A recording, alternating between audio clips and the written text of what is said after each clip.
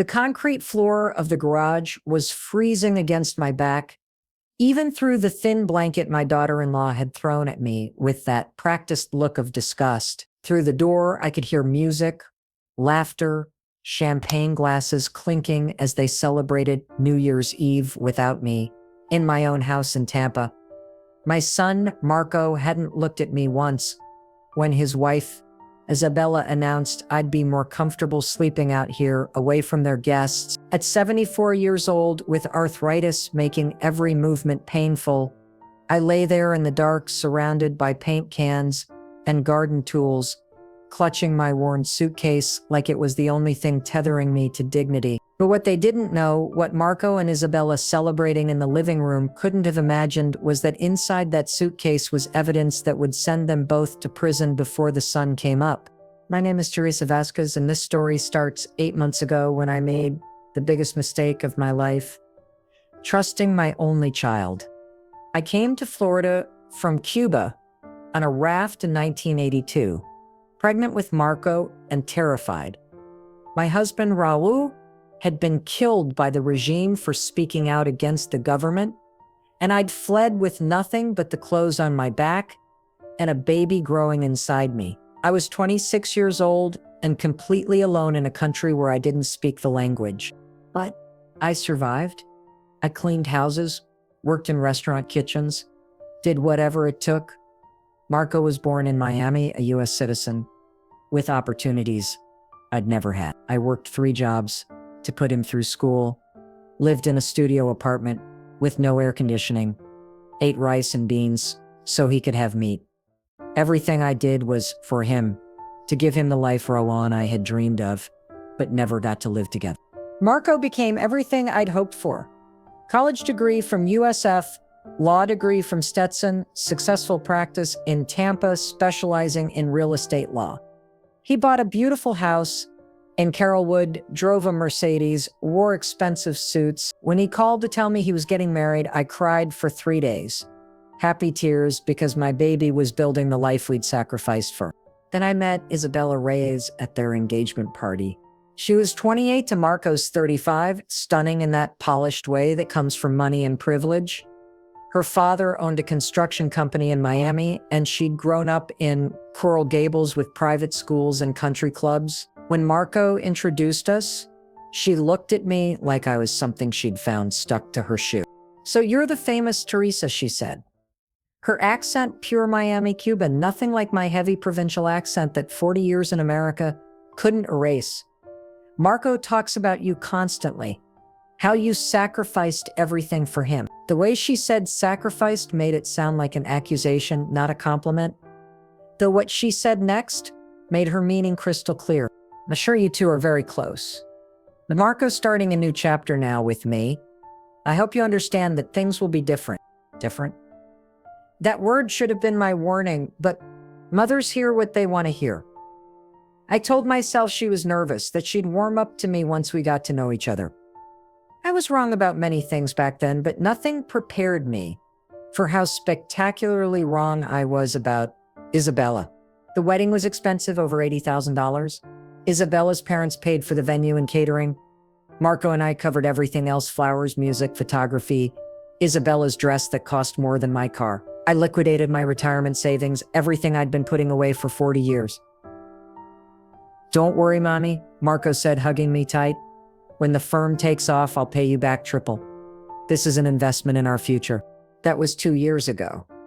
I'm still waiting for that first penny, though. By now, I understand I'll never see it because there was never any intention of paying me back.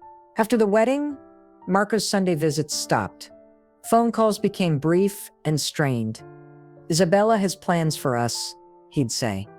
Or, "Isabela thinks it's better if we focus on our marriage right now." Always Isabela. Never what Marco wanted, only what she demanded.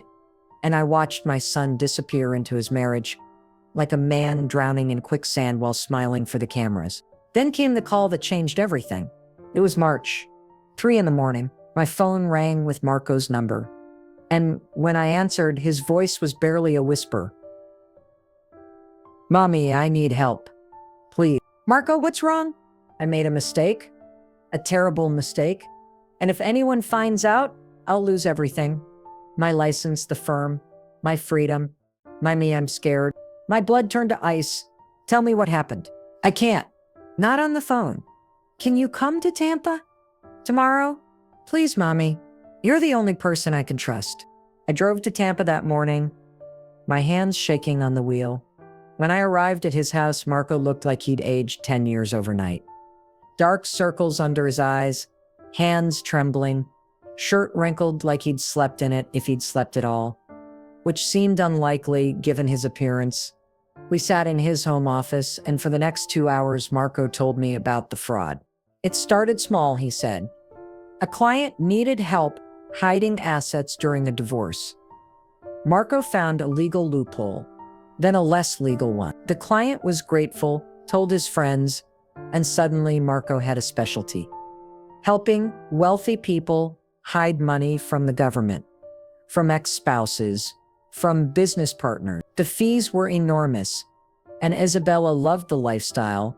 Those fees provided, though what Marco didn't tell her was that the money came from crime. How much are we talking about, I asked. $3 million over 2 years. Hidden in offshore accounts, shell companies, fake real estate transactions.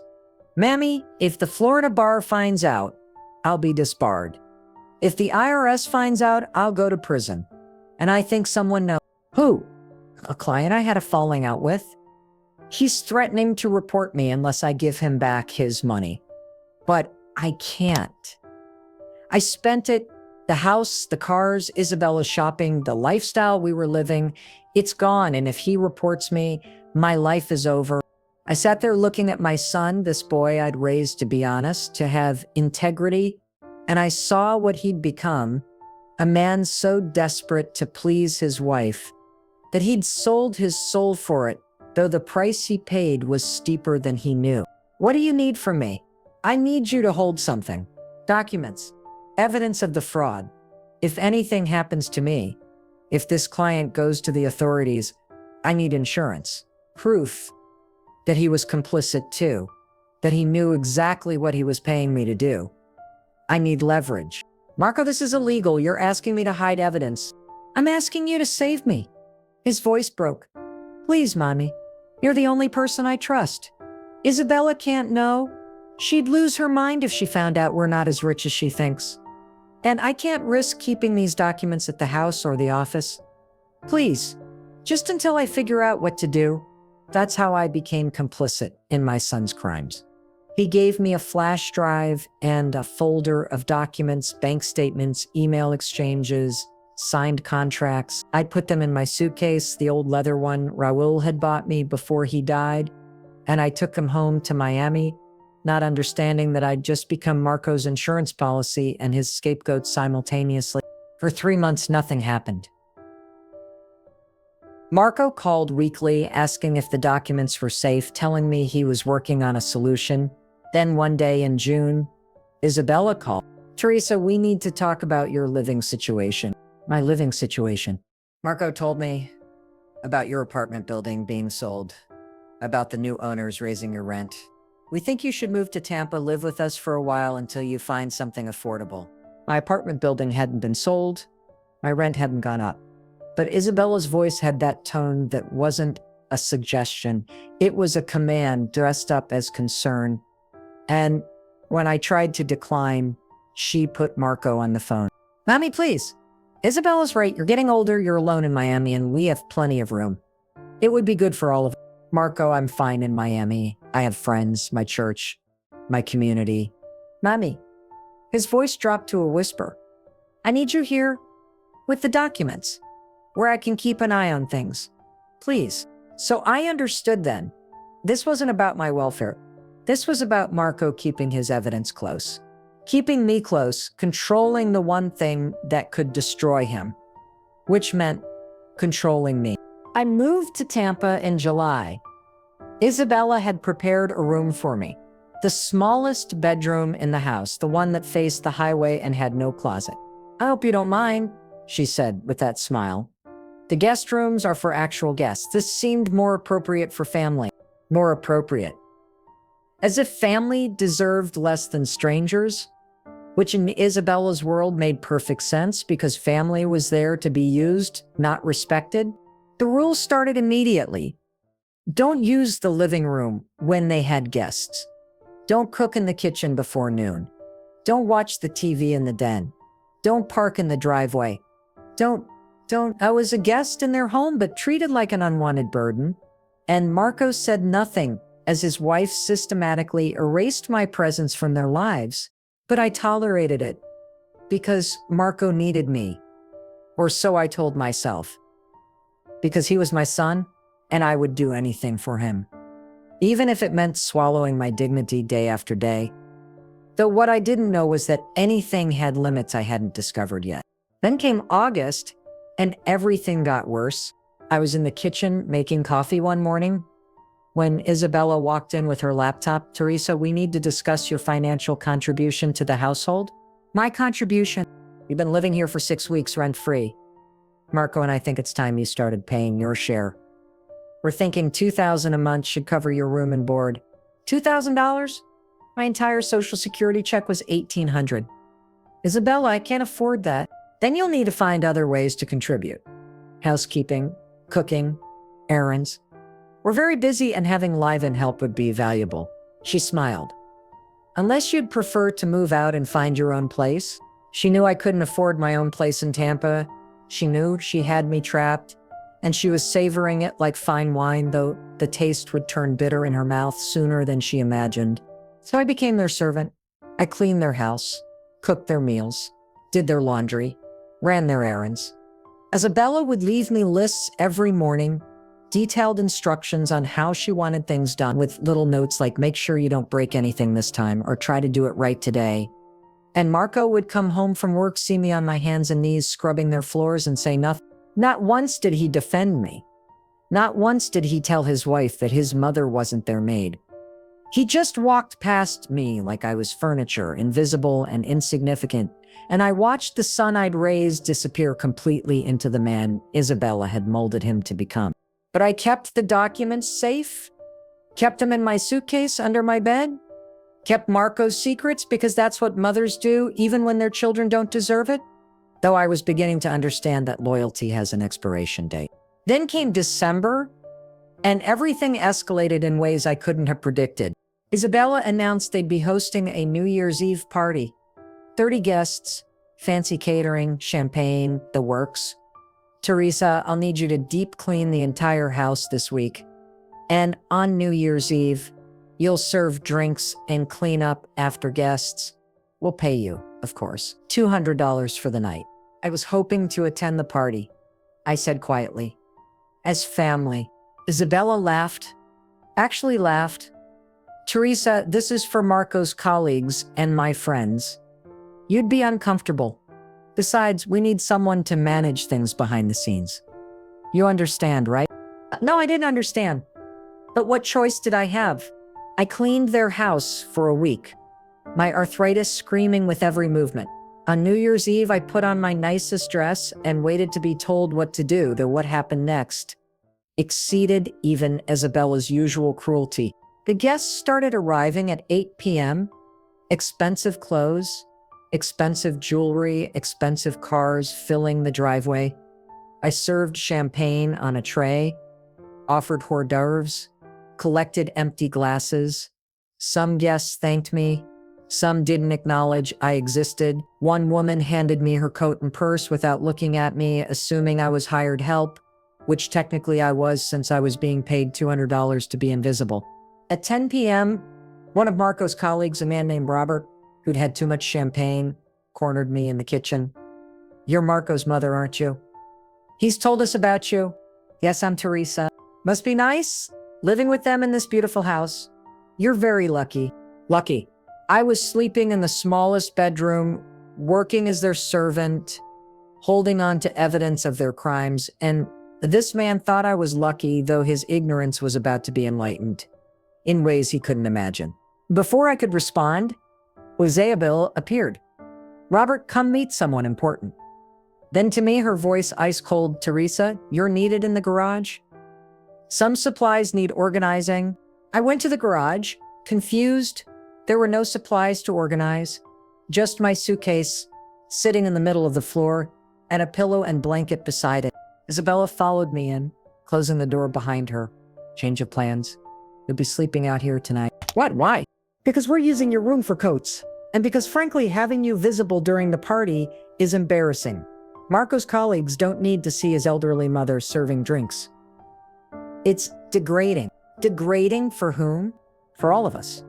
Now get comfortable. The party will run late, so don't disturb us. Happy New Year, Teresa.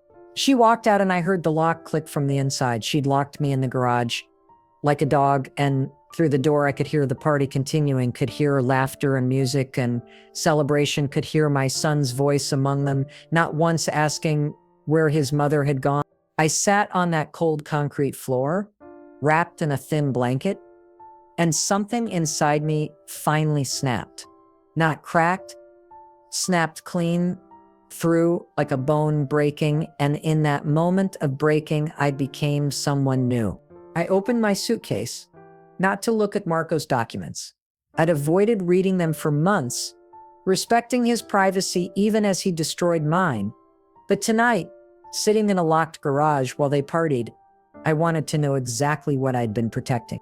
What I found was worse than I'd imagined. Marco hadn't just been hiding money for wealthy clients. He'd been stealing from them, creating fake accounts, transferring their money, keeping portions for himself. The documents showed systematic theft from dozens of clients over 2 years, totaling over $5 million. And the emails showed Marco and Isabela planning it together, discussing which clients to target, how much to take, where to hide it, though what they'd hidden from each other was about to become very relevant. But there was more.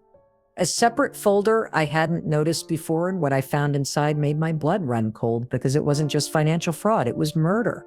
Emails between Isabela and a man named Carlos, discussing Marco's life insurance policy, $2 million, discussing accidents that could happen to a lawyer who worked late, who drove home alone, who had a history of drinking at social events, discussing how Isabela would inherit everything, split it with Carlos, start a new life while poor old Teresa was blamed for hiding evidence of Marco's crimes. They weren't just planning to destroy Marco financially. They were planning to kill him, and I was supposed to be their fall guy. The elderly mother, desperate for money, who'd been hiding evidence, who'd have access and motive. They'd thought of everything except for one thing. I was smarter than they'd given me credit for and more dangerous than they'd ever imagined. I sat in that garage for 3 hours, reading every document, photographing every page with my phone. At midnight, I heard them counting down, heard champagne bottles popping, heard Auld Lang Syne being butchered by drunk lawyers. And I smiled because they had no idea their perfect plan was about to implode. At 1 a.m., the party was still going strong. I could hear it through the walls, through the door they'd locked, but I wasn't locked in anymore. I'd found the emergency release on the garage door opener. I was free to leave anytime I wanted, but I didn't want to leave. Not yet, because I'd made a call at 12:30 a.m., and the person I'd called was about to arrive. At 1:15 a.m., there was a knock on the front door. Through the garage wall, I heard confusion, heard Marco asking, "Who's that at this hour?" Heard the door open, heard voices I recognized. "Marco Vasquez, I'm Detective Sarah Martinez with the Tampa Police Department. We have a warrant for your arrest. You have the right to remain silent." I walked back into the house through the garage door entrance, emerging like a ghost at my own resurrection. The party guests were frozen, drinks in hand, watching my son being handcuffed. Isabela stood in the corner, her face pale. "Mommy, what did you do?" Marco's voice was broken, terrified. "I saved myself," I said calmly, "and I stopped you from getting killed." I handed Detective Martinez my phone with all the photos. "Everything you need is here. Financial fraud, money laundering, an email showing Isabela Reyes planning to murder her husband for his life insurance. I've been holding these documents for months, waiting for the right time. Tonight seemed appropriate, given that they locked me in the garage like an animal while celebrating with stolen money. The room exploded. Isabela screamed that I was lying, that I'd fabricated everything. Marco tried to explain, to justify. His colleagues backed away, suddenly remembering previous engagements. And I stood there feeling nothing but cold satisfaction, though satisfaction was just the appetizer. The main course was still to come. Within an hour, both Marco and Isabela were arrested. The documents I'd photographed showed Marco had been transferring money into accounts under false names, one of which was mine. They'd been framing me for months, creating a paper trail that made it look like I was the mastermind behind the fraud, which would have worked perfectly if I hadn't been smarter than they'd anticipated. The next morning, sitting in a police interview room, I told them everything about Marco's confession, about moving to Tampa under false pretenses, about the documents I'd been asked to hold, about discovering the plot to murder Marco and frame me, though what I didn't tell them was how much satisfaction I felt watching my son's perfect life crumble. Mrs. Vasquez, Detective Martinez, said gently, "You understand you're a victim here? Your son used you. His wife planned to kill him and blame you. You did the right thing by coming forward. I know, but he's still my son. And I helped him. I hid evidence for months, under duress and false pretenses. The DA won't prosecute you. In fact, they want you to testify against both of them. I'll do whatever is necessary." The trial was 6 months later. The prosecutor was devastating. She showed the emails, the bank transfers, the fake accounts. She showed how Marco had systematically defrauded his clients and how Isabela had planned his murder down to the smallest detail, including how to make it look like a drunk driving accident. Marco's lawyer tried to paint me as a vindictive mother, angry about being treated like a servant. Isabela's lawyer claimed the murder plot was just fantasy, that she'd never intended to actually do it. But the jury didn't believe them, especially after I testified.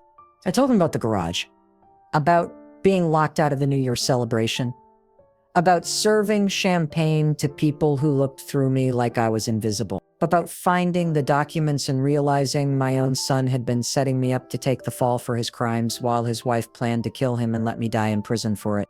The jury deliberated for 4 hours. Marco got 15 years for fraud and conspiracy. Isabela got 25 for conspiracy to commit murder. Their beautiful house was seized, their assets frozen. Everything they'd built on lies and stolen money disappeared like morning mist. And I watched it all with the same cold satisfaction I'd felt in that garage. But here's the thing about revenge.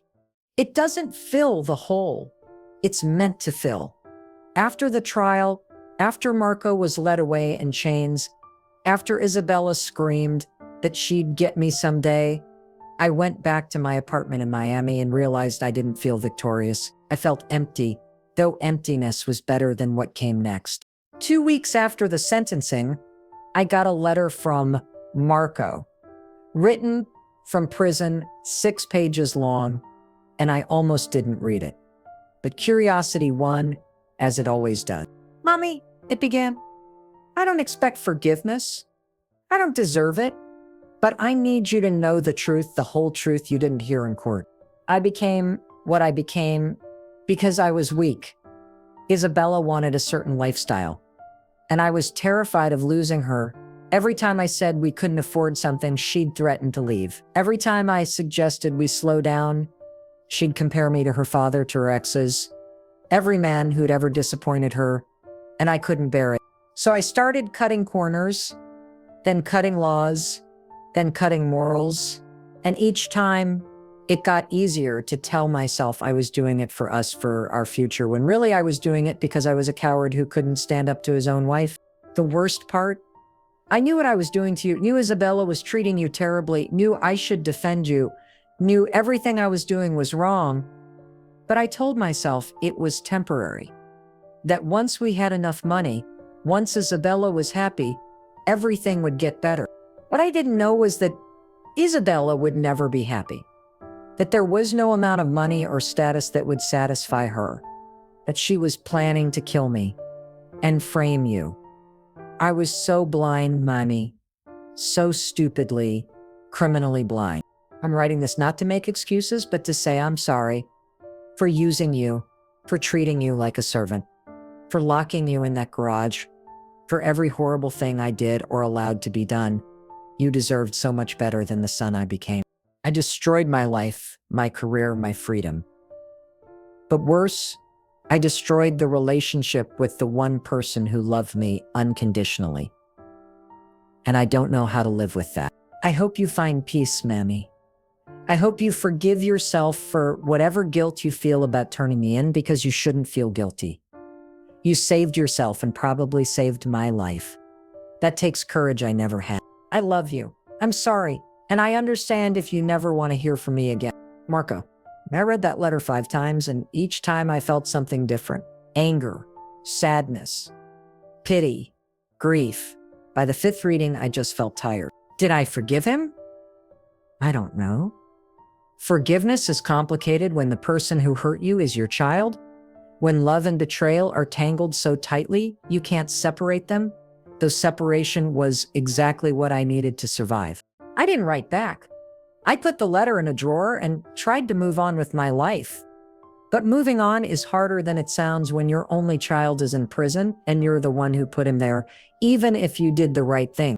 6 months after Marco's letter, something unexpected happened. Isabela's father, Eduardo Reyes, showed up at my apartment in Miami. I opened the door to find him standing there, and my first instinct was fear. This was the father of the woman who tried to kill my son and frame me. What could he possibly want besides revenge of his own? Mrs. Vasquez, he said quietly, may I come in? Against my better judgment, I let him. We sat in my small living room, and for a long moment, neither of us spoke. Finally, Eduardo broke the silence. I came to apologize for my daughter, for what she did to you, to your son, to everyone she touched. Why would you apologize for her choices? Because I raised her? I created the monster she became? His voice was heavy with grief. I gave her everything she wanted, never said no, never taught her that actions have consequences. I raised her to believe she was entitled to whatever she desired, regardless of who got hurt, and look what happened. That's not your fault. She made her own choices. Did she? Or did I program her to make those choices by modeling that exact behavior? Mrs. Vasquez, I built my construction company by cutting corners, by bribing inspectors, by doing whatever it took to win. And Isabela watched me do it for 20 years. I taught her that rules were for other people, that success meant stepping on whoever was in your way. I made her what she is. I looked at this man, this wealthy contractor who'd raised a killer, and I saw genuine remorse. But I also saw something else, a father grieving the child he'd lost to his own failures, and I understood that pain more than I wanted to. Why are you really here, Eduardo? He pulled an envelope from his jacket. I'm here because I owe you a debt. You saved my daughter from becoming a murderer. Yes, she plotted it, but you stopped her before she could actually do it. That means something. She's still in prison for 25 years, and she should be. But she's alive, and she has a chance to become someone better. Because of you, he handed me the envelope. This is a check for $500,000. It's not payment. You can't pay someone for saving your child. But it's acknowledgement of the debt I owe you, of the life you saved, even though you had no reason to. I opened the envelope. The check was real, $500,000, more money than I'd earned in my entire life. I can't accept this. You can, and you will. Because Mrs. Vasquez, you were locked in a garage, treated like a slave, framed for crimes you didn't commit, and you still had the moral clarity to do the right thing. That kind of integrity is rare. It deserves to be rewarded. I didn't do it for a reward. I did it to save myself. And that's exactly why you deserve it. He stood to leave, then paused at the door. One more thing. Isabela asked me to give you a message. She said to tell you she's in therapy. Real therapy. And she's starting to understand what she did, what she became. She wanted you to know that. After he left, I sat holding that check feeling strange, not happy. The money didn't make me happy, but something like hope. Hope that maybe good things could come from terrible situations. Hope that maybe I wasn't just a victim or a villain, but a survivor who'd earned the right to rebuild, though rebuilding at 74 was more daunting than I'd imagined. With Eduardo's money, I did something unexpected. I started a foundation, the Teresa Vasquez Foundation for Elder Abuse Prevention. Used my story anonymously at first, then publicly, to raise awareness about financial exploitation of elderly people, about family members who abuse their parents, about the signs that someone is being used.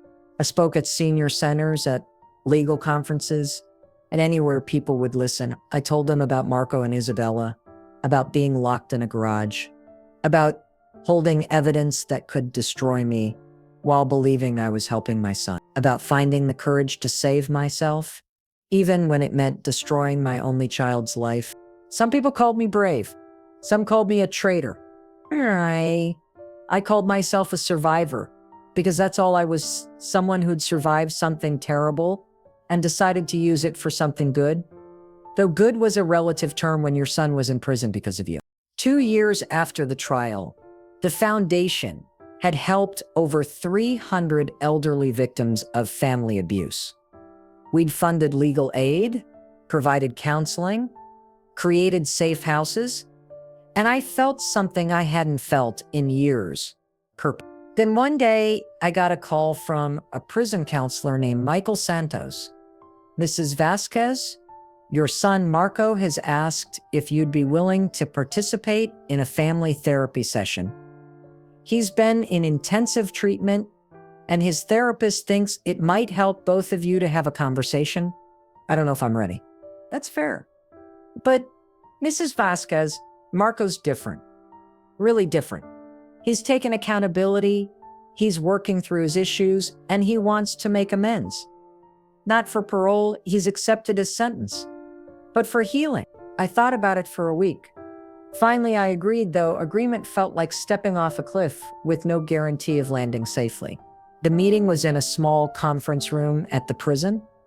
Marco walked in wearing prison scrubs, looking thinner and older, but somehow more present than he'd been in years.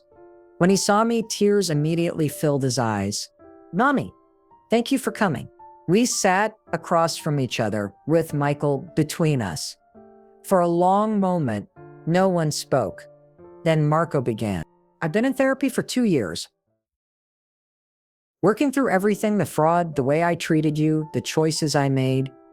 And I've learned something important. I was taught to be honest, but I chose to be dishonest. I was taught to be strong, but I chose to be weak. None of what I did was your fault. It was mine. All mine. Why did you do it?" My voice was barely a whisper. "Why did you throw away everything we'd worked for?" Because I was terrified? Isabela was everything I thought I wanted, beautiful, sophisticated, from the world I'd always felt excluded from. And when she wanted things I couldn't afford, I was too weak to say no. Too afraid she'd leave me, too ashamed to admit I wasn't as successful as she thought. "So you became a criminal?" "Yes. And worse, I made you complicit. I used your love for me as a weapon against you. I knew you'd do anything to help me, and I exploited that. There's no excuse for it, Mommy. None." I sat there looking at my son, and I saw something I hadn't seen in years. Genuine remorse, not the performative kind designed to manipulate, but real, bone-deep regret. "I turned you in to save myself," I said, "but also to save you. Isabela was going to kill you. You understand that?" "I do now. In here, away from her influence, I can see how she manipulated me, how she was setting me up. You saved my life, Mammy, and I repaid you by treating you like garbage." "Yes, you did. I don't expect forgiveness. I'm not asking for it. I just wanted you to know that I see what I did. I acknowledge it, and I'm trying to become someone different, someone you might have been proud of, if I hadn't destroyed everything first." We talked for 2 hours about his childhood, about the pressure he felt, about the moment he crossed the line from legal to illegal. about Isabella's manipulation, about his weakness, about the garage. By the end, I felt something unexpected. Not forgiveness, but understanding. Understanding that my son had been broken in ways I hadn't recognized, that he'd made terrible choices from a place of fear, and that sometimes people need to lose everything to find themselves. Though finding yourself in prison was a hard way to learn that lesson. Can I ask you something? Marco said as our time was ending. What? The foundation you started, the work you're doing, is it helping? Is it making you feel better about everything that happened? I thought about that. It's not about feeling better. It's about making something good out of something terrible. It's about preventing other elderly people from going through what I went through. And yes, it helps. Not with the pain that's always there, but with the purpose. I'm proud of you, Mommy, for building that, for surviving what I did to you and choosing to help others instead of drowning in bitterness. I learned something in that garage. I told him I learned that the opposite of love isn't hate, it's indifference. And I refused to be indifferent to suffering, even when that suffering came from my own son. As I left the prison that day, I felt lighter. Not healed. Healing takes time. And some wounds never fully close. But lighter, as if sharing the weight of our story had made it slightly easier to carry, though I still carried it alone most days. 3 years after the trial, something extraordinary happened. A journalist named Patricia Mendez contacted me about writing a book. Your story is important, she said. Not just what happened, but how you responded. The foundation you built, the lives you've changed. People need to hear this. I don't want to relive it. I'm not asking you to relive it. I'm asking you to transform it, to turn your pain into prevention, to show other elderly people that they can fight back, that they don't have to be victims. I agreed, and over the next year, Patricia and I wrote Out of the Garage, One Woman's Journey from Victim to Victor. It detailed everything: Marco's fraud, Isabella's murder plot, the New Year's Eve when everything changed, the trial, the foundation, the slow path to something resembling peace, though peace was still a distant destination rather than a current reality. The book was published when I was 77. It became a bestseller, not because people love true crime, though they do, but because it resonated with anyone who'd ever been made to feel small by their own family. The letters started coming by the hundred. My daughter treats me like you were treated. My son stole from me. I'm living in their basement, afraid to complain. You gave me courage to save myself. I answered every single letter, sometimes with advice, sometimes just with acknowledgement. You're not alone. You're not crazy. You deserve better. Fight back. Those 4 sentences repeated thousands of times to thousands of people who needed to hear them. Then came the interview request that changed everything again. A producer from a major network wanted to do a documentary, not just about my story, but about the epidemic of elder financial abuse. They wanted to interview me, Marco, even Isabela, if she'd agree. They wanted to show the whole ugly truth, though truth was uglier than any documentary could capture. I almost said no.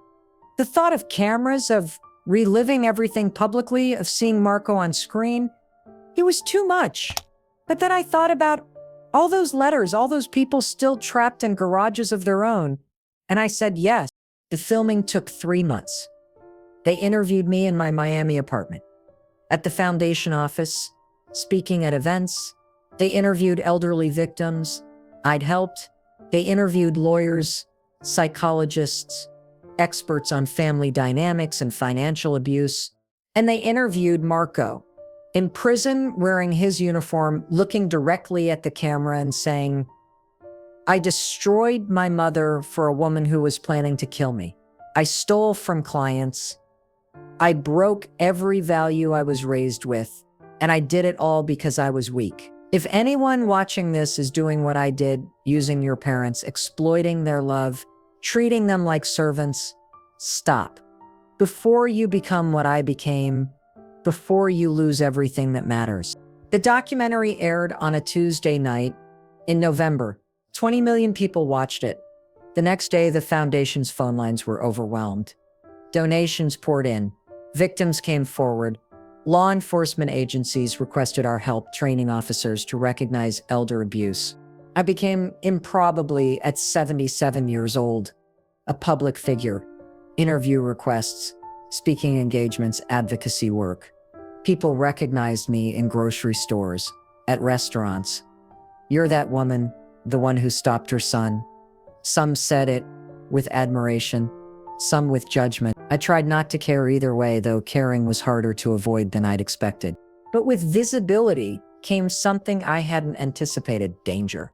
6 months after the documentary aired, I started receiving threatening letters. Anonymous at first, then increasingly specific. "You destroyed your son's life. You're a traitor to your own blood. You deserve what's coming." I reported them to the police, increased security at my apartment. But I refused to stop the work. If someone wanted to hurt me for helping others, so be it. I'd survived worse than threats. Then one night, someone tried to make good on those threats. I was leaving a speaking engagement at a senior center in Fort Lauderdale when a man approached me in the parking lot. He was young, maybe 30, with cold eyes and a manila envelope in his hand. "Teresa Vasquez?" "Yes, this is for you." He handed me the envelope and walked away before I could respond. Inside was a single sheet of paper with a message. "You think you're a hero? You're not. You're a mother who destroyed her son, and now you're going to pay. Check your car." My hands shaking, I walked to my car. Underneath, visible in the parking lot lights, was something that looked like it shouldn't be there. Something with wires. I called 911. The bomb squad came. They evacuated the senior center, cleared the parking lot, and spent 2 hours carefully examining my car. Finally, the bomb tech approached me with a strange expression. "Mrs. Vasquez, it's a fake. Wires and duct tape made to look like an explosive, but completely harmless. Someone wanted to scare you, not kill you." "Who?" "We're looking into it. But Mrs. Vasquez, fake or not, this is a serious threat. We recommend increased protection." The police assigned a patrol car to my building. The foundation hired private security for events. And I kept working, kept speaking, kept telling my story, because stopping meant letting fear win. And I'd already lost too much to fear in my lifetime. 3 weeks later, they caught him. Not a random extremist or a devoted son defending family values. It was Eduardo Reyes's nephew, Carlos, the same Carlos who'd been Isabela's accomplice in the murder plot. He'd never been charged due to lack of concrete evidence beyond emails, and he blamed me for Isabela's imprisonment. The fake bomb was meant to terrorize me into silence. He was arrested and charged. Another trial, another round of testimony, another conviction. Carlos got 5 years for terroristic threats, and I got a restraining order and permanent security detail whether I wanted it or not. But here's what happened that surprised me. The threat made me stronger, not weaker. Every time I stepped on a stage after that, knowing someone had tried to scare me into silence, I spoke louder. Every time I saw fear in an elderly person's eyes, I remembered my own fear in that garage and used it as fuel. The foundation grew. Within 5 years, we had chapters in 12 states. We'd helped over 2,000 victims escape financial abuse. We'd trained hundreds of law enforcement officers and social workers. We'd changed laws in 3 states, making elder financial abuse easier to prosecute. And through it all, Marco stayed in prison, serving a sentence, writing me letters I sometimes answered and sometimes didn't. Our relationship became something new. Not mother and son in the traditional sense, but 2 people connected by blood and trauma, trying to find a way forward that honored both the love and the betrayal. On my 80th birthday, the foundation threw me a party. Not in someone's home, but at a hotel ballroom in Miami. 300 people came, victims I'd helped, volunteers, staff, donors, even Patricia, who'd written the book with me and become a close friend. But the biggest surprise came when they wheeled in a video screen and played a message. It was Marco recorded from prison, tears streaming down his face. "Mommy, I know I have no right to call you that anymore. I know I lost that right when I locked you in a garage, but I'm calling you that anyway because it's what you are, my mother." The woman who gave up everything for me and who I repaid by treating you like garbage. I'm in year 7 of my sentence. 8 more to go. And every single day, I think about what I did to you. Every day, I work on becoming someone who might someday deserve your forgiveness. Not expect it, but deserve the possibility of it. But more than that, every day, I see what you've built. The foundation, the lives you've saved, the impact you've had. And I realize something. You took the worst thing I ever did to you and turned it into something beautiful. You took my crime and made it your cause. You took your pain and transformed it into purpose. I will never stop being sorry for what I did, but I will also never stop being proud of who you are. Happy birthday, Mommy. You deserve every good thing that comes your way, and I'm sorry I wasn't one of those good things. The room was silent when the video ended. I sat there crying, not from sadness, but from something more complicated. Pride in what I'd built, grief for what I'd lost, love for the son who'd hurt me, anger at the son I still loved, all of it tangled together in a knot I'd never fully untie. Patricia leaned over and whispered, "Are you okay?" "I don't know. Ask me in another 80 years. That night, after everyone left, I sat in my apartment looking at photos, me and Raul in Cuba, young and hopeful, baby Marco in Miami, me exhausted but happy, Marco's college graduation, his law school graduation, his wedding to Isabela, the day everything started going wrong, though we didn't know it then. And I thought about that New Year's Eve in the garage, that cold concrete floor, that thin blanket, that moment when I'd opened my suitcase and read those documents and decided to save myself instead of my son. The moment that changed everything. People ask me sometimes if I regretted it, if I wished I'd handled it differently, if I'd destroy my son's life again, knowing what I knew now. And my answer was always the same. Yes, I'd do it again, because the alternative was letting him become a murderer's victim, letting myself be framed for his crimes, letting Isabela get away with planning a murder. The alternative was staying silent while evil flourished. And I'd learned in Cuba, watching Raul die for speaking truth, that silence in the face of evil is collaboration. But that didn't mean it didn't hurt. Didn't mean I didn't sometimes wake up crying thinking about my baby boy, my Marco, now a middle-aged man in prison because his mother chose justice over blood. Didn't mean I didn't wonder if there had been another way, a better way, a way that didn't end with my son behind bars. The answer, I knew, was no. There was no other way. This was the only path that led to me surviving. And survival, I'd learned, was victory enough. 2 years after my 80th birthday, something unprecedented happened. Marco was granted early release. Not because he deserved it, he'd served only 9 of his 15 years, but because of something called compassionate release, a new program for nonviolent offenders who'd shown genuine rehabilitation and posed no threat to society. The day he was released, he called me from outside the prison. "Mommy, I'm out, and I don't expect anything from you. I don't expect you to see me, to talk to me, to forgive me. I just wanted you to know that I'm going to spend the rest of my life trying to be worthy of the mother who raised me, even if I never get there. Where will you go?" "There's a halfway house in Lakeland. I'll work, go to therapy, build a life, a small life, a quiet life, a life where I don't hurt people. That's all I want now." "Good, do that." "And Marco?" "Yes, call me on Sundays. Not every Sunday when you feel strong enough, but call me. Let me know you're okay." "You want me to call you? After everything? You're still my son, I'm still your mother. That doesn't erase what you did, but it also doesn't erase what we were. Call me on Sundays." He did call, though not every Sunday. Sometimes months would pass. Then I'd get a call, brief, awkward but real. He told me about his job at a warehouse, about his tiny apartment, about the therapy he was still attending, about the slow, painful work of becoming someone he could respect. And I told him about the foundation, about the new chapters opening, about the lives being saved. We didn't talk about the past, that wound was too fresh.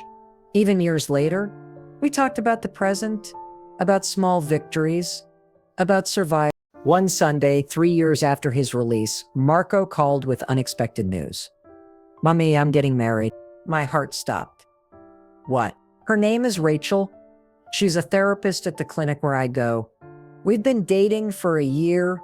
She knows everything about the fraud, about you, about what I did, and she loves me anyway. Not because she's naive, but because she sees who I'm becoming, not just who I was." "Are you sure you're ready?" "No. I'm terrified. What if I become that person again? What if I hurt her the way I hurt you? Then you'll have learned nothing." "But Marco, if you're asking my opinion, and I'm surprised you are, I think you should be honest with yourself. Do you love her because she makes you better? Or do you love her because she makes you feel better about yourself?" Silence on the line. "Then that's a hard question. Hard questions are the only ones worth asking. Answer it before you propose." 2 months later, Marco called again. "Mommy, I didn't propose. I broke up with Rachel." "Why?" "Because I realized I loved her for the wrong reasons. She made me feel forgiven, made me feel like my past didn't matter. But it does matter. I need to be with someone who sees my past clearly and chooses me anyway, not someone who helps me pretend it didn't happen. Rachel was too kind, too forgiving. I need someone who'll hold me accountable." "That's very mature of you. I learned it from you. You held me accountable when no one else would. When my own mother was willing to destroy me to save me, that taught me what real love looks like. Not blind loyalty, truth with consequences." We talked for an hour that day, the longest conversation we'd had since before his arrest. And I felt something shift. Not forgiveness exactly, but something close to it. Acceptance, maybe. Acceptance that he'd been broken, that he'd broken me, and that we were both trying to heal in our own ways. 6 months later, Marco called with different news. "Mommy, I got a job offer. Teaching business ethics at a community college. They know about my past. It's actually why they want me. They think I can teach students what not to do better than someone who's never failed. Will you take it?" "I want it. Do it. I'm scared. What if I'm not good enough? What if I mess up?" "Then you'll be human. Marco, you spent 40 years trying to be perfect and it destroyed you. Maybe spending the next 40 being honestly imperfect will save you." "When did you get so wise?" "When my son locked me in a garage and I had to save myself. Wisdom is expensive. I paid for mine in heartbreak." He took the job, started teaching, called me one day to say a student had thanked him for sharing his story, for showing them that one bad choice could spiral into disaster, that integrity mattered more than success. "I think I'm doing something good, Mammy. For the first time in my life, I'm doing something that helps people instead of hurting them. I'm proud of you." "You shouldn't be, but I am. Not of what you were, of what you're becoming." There's a difference. And there was the difference between forgiving someone and witnessing their transformation. The difference between forgetting and moving forward. The difference between being someone's victim and being their mother, even when those two identities conflicted. Today, I'm 83 years old. The foundation is in 17 states now, helping thousands of elderly people every year escape financial abuse. Marco's been out of prison for 6 years, teaching business ethics and living a quiet, redemptive life. We talk monthly now, sometimes more. Our relationship will never be what it was, but it's become something else, something honest, something real, something built on truth instead of obligation. People ask me if I've forgiven him. The answer is complicated. I've forgiven the weakness that let him be manipulated. I haven't forgiven the cruelty of locking me in that garage. I've forgiven the son who was terrified of losing his wife. I haven't forgiven the man who stood by while she treated me like a servant. Forgiveness, I've learned, isn't binary. It's not a switch you flip from unforgiving to forgiving.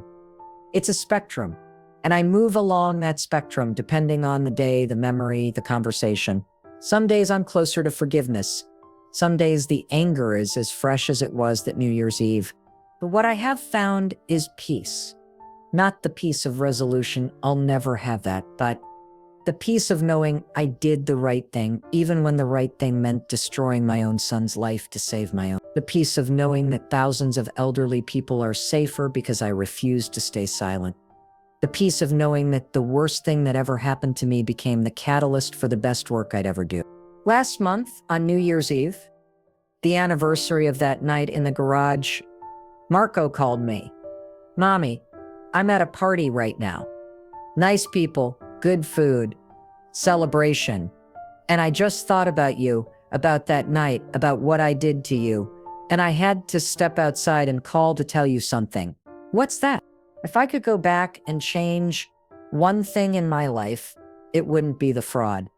It wouldn't be marrying Isabela. It would be that night. It would be walking into that garage, unlocking that door, bringing you inside where you belonged. Everything else that happened, I deserved. But you didn't deserve that night. And I'm so deeply, permanently sorry for it. I sat there in my apartment holding the phone, looking at my suitcase in the corner. Same suitcase that had held those documents that had been my pillow in that garage, that had become a symbol of my survival. And I said something I'd never said before. "I forgive you for that night, Marco. Not for everything, I'm not there yet, and I might never be. But for that specific cruelty, I forgive you.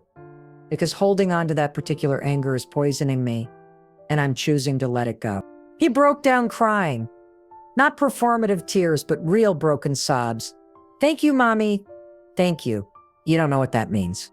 I do know, because I was the one holding it, and now I'm not. This gift isn't for you. It's for me. But you can benefit from it too. After we hung up, I sat in the quiet of my apartment and felt lighter. Not healed. Healing is a journey that never really ends. But lighter, as if putting down that one piece of anger had made room for something else. Hope, maybe. Or just the absence of that particular pain. Tomorrow, I'm speaking at a conference in Atlanta.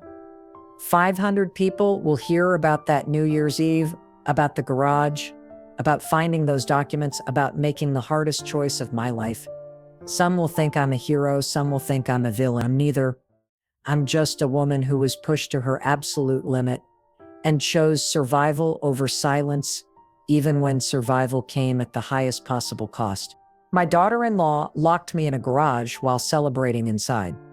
She thought she'd broken me, thought she'd reduced me to nothing, thought she'd won. But what she found in my suitcase, what Marco found in my suitcase, was evidence that even the smallest, oldest, most underestimated person can fight back, can destroy the powerful, can transform their own oppression into a movement that saves thousands. I'm Teresa Vasquez. I'm 83 years old. I'm a mother who turned her son in to save herself and him. I'm a survivor who built a foundation on the ruins of her family. I'm a woman who learned that sometimes the bravest thing you can do is choose yourself. Even when everyone expects you to sacrifice yourself, even when the cost is everything you love. They made me sleep in a garage. I made sure they slept in prison. And then I made sure that thousands of other elderly people would never have to sleep in garages again. That's not revenge. That's justice.